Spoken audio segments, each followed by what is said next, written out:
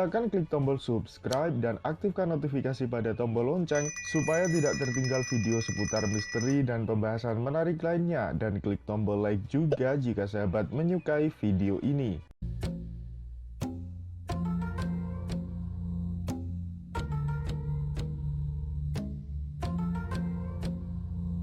Sekarang lagi sibuk ini soal energi. Energi? Ya, soal energi. Jadi membuat energi yang baru dan terbarukan. Energi alternatif? Sebetulnya atau yang sekarang kah yang alternatif? Ya karena sejak zaman dulu energi itu memang sudah terpakai.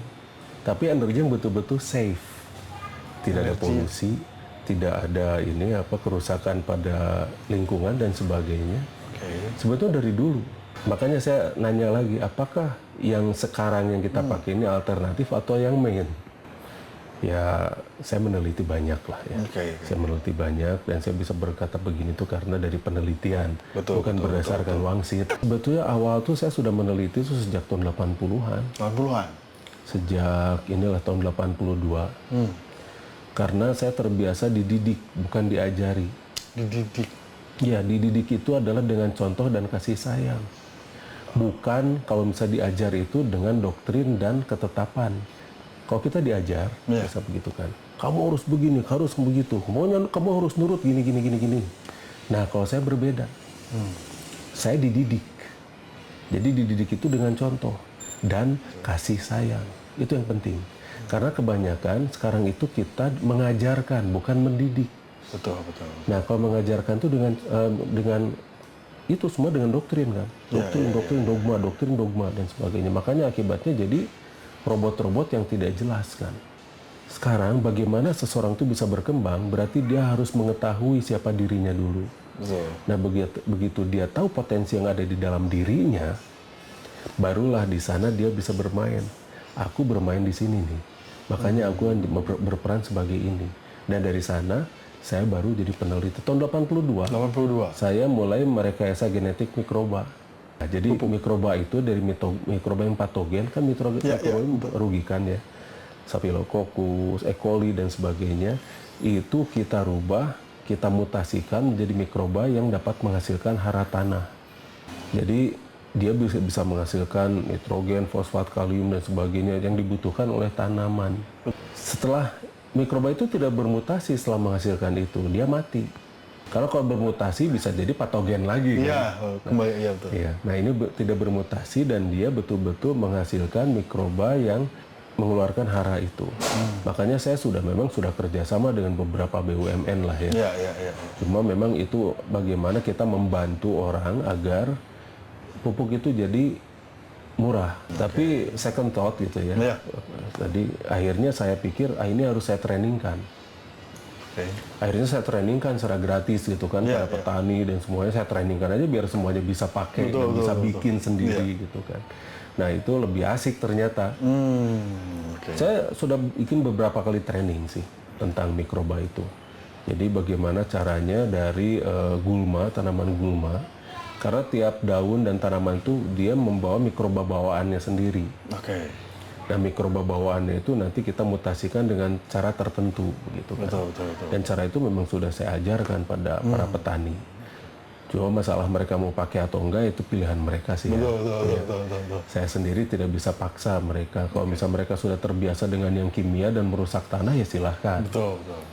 Tapi kita biasakan mereka menggunakan sesuatu yang benar-benar safe the earth gitu. Jadi kita akan menyelamatkan planet ini karena kita adalah khalifah fil ard kan ya. Iya betul.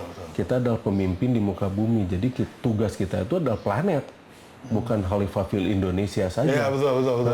Bukan khalifah fil Bandung, Jakarta gitu kan. Dan bukan pula khalifah fil jannah kan. Bukan khalifah di muka surga, bukan. Tapi planet bumi ini tanggung jawab kita. Masing-masing kita adalah pemimpin dan masing-masing pemimpin itu harus bekerja sama. Bukan saling menguasai. Bukan saling gontok-gontokan, bukan saling menguasai, tapi harus saling bekerja sama untuk memakmurkan planet ini. Itu yang penting. Makanya ilmu ini akan saya bagikan. Karena ilmu itu adalah amanah. Amanah yang diberikan oleh Sang Maha Pencipta pada mereka yang mampu dan untuk membagikan pada ini. Jadi jangan dimonopoli. Betul. Karena ilmu itu milik Sang Maha Pencipta, bukan milik pribadi. Betul sekali, Kang. Nah, di sanalah saya membagikan ilmu ini pelan-pelan saya bagikan. Tergantung dari mereka yang berminatnya di mana. Betul. Nah, selain itu juga saya bikin penemuan-penemuan lain. Nah, Saya bukan pencipta ya, penemu. Intinya berpikir. Karena Sang Maha Pencipta itu memberikan akal kan ya. Oke. Akal, dan dari akal itu adalah modal kita untuk berpikir. Kita nurut saja pada Sang Maha Pencipta lah untuk berpikir. Oke. Nah, kalau kita nurut untuk berpikir berarti kita punya modal 4N. 4N, nalusur, naluntik, nalar, nalipak. Nalusuri itu menelusuri. Menelusuri, kemudian naluntik itu meneliti. Naluntik itu meneliti. Nalari itu ketika kita memikirkan, setelah meneliti itu baru kita memikirkan secara detail mendalam, namanya berpikir holografik. Berpikir holografik itu berpikir secara keseluruhan, jadi bukan per part, all angle, 4 dimensi, atas, bawah, kiri, kanan, depan, belakang, dan sebagainya. Setelah itu baru nalipak. Nalipak itu artinya mengetahui. Dan dari pengetahuan ini biasanya jadi sesuatu yang PR lagi gitu. Tahapan Masih ada tahap. Oh iya. Nah, setelah kita mengetahui sesuatu, oh ternyata ini masih banyak ternyata. Saya harus nalusur lagi, naluntik lagi, nalar lagi, nalipak lagi. Ternyata tahapannya masih kurang. Lanjut lagi terus. Balik lagi si proses itunya. Balik lagi prosesnya, tapi dengan bahasan yang jalur yang sudah pada tingkatan selanjutnya. Semakin improve ya, maksudnya Iya. levelnya semakin naik. Levelnya makin naik dan sebagainya. Nah, begitulah ilmu. Karena kalau misalnya kita hanya berdasarkan referensi katanya, makanya kita tidak akan jadi berkembang kan. Betul. Makanya lihat sekarang, dunia pengajaran, saya tidak menyebut pendidikan. Pengajaran. Dunia pengajaran itu semua harus berdasarkan referensi dan katanya. Dan 1 tambah 1 sama dengan 2 kan. Itu kesepakatan. Karena 1 botol dengan 1 meja belum tentu bisa jadi 2. Faktanya itu berbeda. Itu di atas kertas 1 tambah 1 sama dengan 2 itu adalah masalah kesepakatan. Nah, boleh dong kita tidak sepakat ya.